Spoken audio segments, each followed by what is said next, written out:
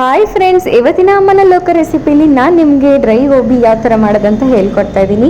ಈ ಒಂದು ರೆಸಿಪಿ ತುಂಬಾ ಚೆನ್ನಾಗಿರುತ್ತೆ. ಹಾಗೆ ತಿಳಿ ಸಾಂಬಾರು ಮತ್ತು ಮೊಸರನ್ನ ಏನಾದರೂ ಮಾಡ್ಕೊಂಡ್ರೆ ಸೈಡಿಗೆ ಏನಾದರೂ ಏನು ಸೈಡಿಗೆ ಮಾಡ್ಕೊಳ್ಳಿ ಅಂತ ಕನ್ಫ್ಯೂಸ್ ಇರೋರು ಈ ಥರ ಒಂದು ಡ್ರೈ ಗೋಬಿನ ಟ್ರೈ ಮಾಡಿ. ತುಂಬಾ ಚೆನ್ನಾಗಿರುತ್ತೆ, ಹಾಗೆ ತುಂಬ ಕ್ವಿಕ್ಕಾಗಿ ಆಗುತ್ತೆ ಅಂತ ಹೇಳ್ತಾ, ಹಾಗೆ ಈ ವಿಡಿಯೋ ನಿಮಗೆ ಇಷ್ಟ ಆದರೆ ಲೈಕ್ ಮಾಡಿ, ಶೇರ್ ಮಾಡಿ, ಕಮೆಂಟ್ ಮಾಡಿ.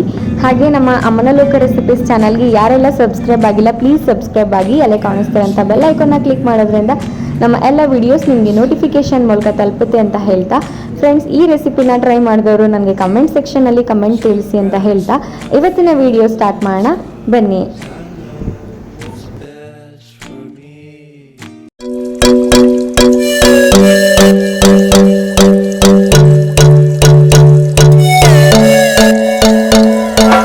ಫ್ರೆಂಡ್ಸ್, ಡ್ರೈ ಗೋಬಿ ಮಾಡೋಕ್ಕೆ ಸ್ಟಾರ್ಟಿಂಗ್ ನಾನಿಲ್ಲಿ ಎಲೆಕೋಸನ್ನು ಸಣ್ಣದಾಗಿ ಹೆಚ್ಚಿಟ್ಕೊಂಡಿದ್ದೀನಿ.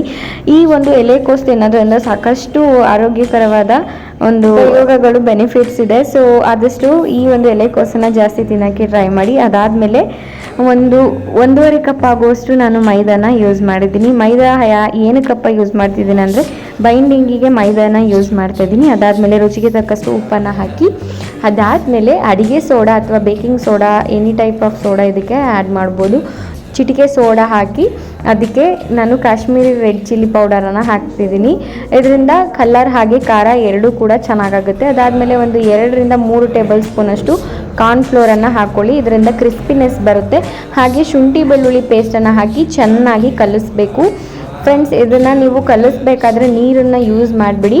ಇಫ್ ಇನ್ ಕೇಸ್ ಸ್ವಲ್ಪ ನಿಮಗೆ ಜಾಸ್ತಿ ತೀರಾ ಗಟ್ಟಿ ಆಗ್ತಿದೆ ಅಂದರೆ ಸ್ವಲ್ಪ ನೀರನ್ನು ಚಿಮುಕಿಸಿ ಎಲೆಕೋಸಲ್ಲಿರೋಂಥ ನೀರಿನ ಅಂಶನಲ್ಲೇ ನೀವು ಕಲಿಸ್ಕೊಳ್ಳಿ. ಅದಾದಮೇಲೆ ಈ ಒಂದು ಹದಕ್ಕೆ ಬರುತ್ತೆ.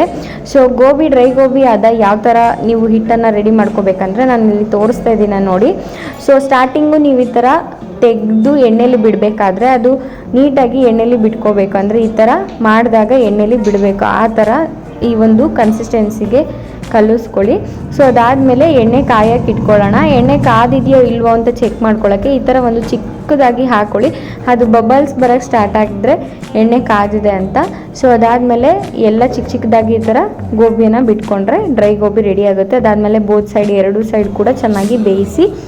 ಆಮೇಲೆ ಫ್ರೆಂಡ್ಸ್, ಇದು ಮೇಲ್ಗಡೆ ನಿಮಗೆ ತುಂಬ ಕ್ರಿಸ್ಪಿನೆಸ್ ಆಗಿ ಒಳಗಡೆ ಜ್ಯೂಸಿನೆಸ್ ಆಗಿ ಈ ಒಂದು ಡ್ರೈ ಗೋಬಿ ಸಿಗುತ್ತೆ. ಸೊ ಇದನ್ನು ತುಂಬ ಈಸಿ ವೇಲ್ ಮಾಡ್ಬೋದಲ್ವ. ಈ ಒಂದು ರೆಸಿಪಿ ನಿಮಗೆ ಇಷ್ಟ ಆಗಿದೆ ಅಂತ ನಾನು ಭಾವಿಸ್ತಾ ಇದ್ದೀನಿ. ಫ್ರೆಂಡ್ಸ್, ಇದನ್ನು ನೀವು ತಿಳಿ ಸಾರು ಅಥವಾ ರಸಮ್ ಅಥವಾ ನೀವು ಏನೇ ಒಂದು ಫುಡ್ ತಿನ್ನಬೇಕಾದ್ರೂ ಸೈಡ್ ಡಿಶಸ್ ಆಗಿ ಇದನ್ನು ಯೂಸ್ ಮಾಡ್ಬೋದು. ಬೇಕಂದರೆ ನೀವು ಇದಕ್ಕೆ ಸಾಸ್ ಕೂಡ ಮಾಡಿಕೊಂಡು ಗೋಬಿ ಮಂಚೂರಿಯನ್ ಥರನೂ ಯೂಸ್ ಮಾಡ್ಬೋದು. ಹಾಗೆ ನೀವು ಇದನ್ನು 15 ಡೇಸ್ ತನಕನೂ ಪ್ರಿಸರ್ವ್ ಮಾಡ್ಬೋದು ವಿತೌಟ್ ರೆಫ್ರಿಜರೇಟರ್ ಅಂತಲೇ ಹೇಳ್ಬೋದು. ಫ್ರೆಂಡ್ಸ್, ನಾನು ನನ್ನ ಮುಂದಿನ ವೀಡಿಯೋ ಜೊತೆ ಸಿಗ್ತೀನಿ. ಅಲ್ಲಿ ತನಕ ಟೇಕ್ ಕೇರ್.